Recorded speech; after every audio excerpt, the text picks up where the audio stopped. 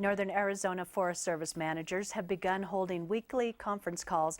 One topic comes up regularly, and that's the risk of fire danger. Some citizens think the Forest Service hasn't done enough and continue to argue for an earlier ban on campfires.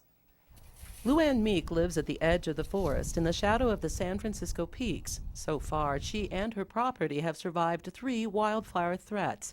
She thinks of the risk every day as she rakes pine needles on her 2.5 acres. I think of all the effort I'm going to protect my home from fire. Meek took that message to city and county officials. Her organization, Campfires Limited, formed after the Schultz Fire burned 15,000 acres in 2010. She wants support in convincing the Forest Service to impose an earlier campfire ban to begin May 1st and last through July 15th.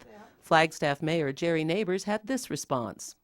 We realize that a ban on campfires perhaps discourages camping, discourages some tourists, perhaps they go somewhere else.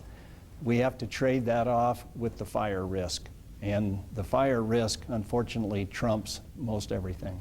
2 years ago, the group petitioned unsuccessfully to the Forest Service to impose an earlier ban. She remains cautiously hopeful that local government can convince the Forest Service that their constituents feel threatened by these dry conditions.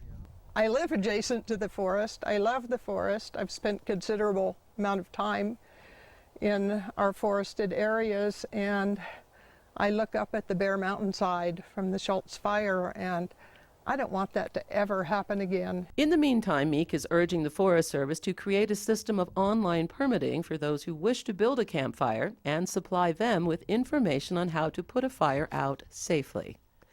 Kimberly Kraft, NAZ Today.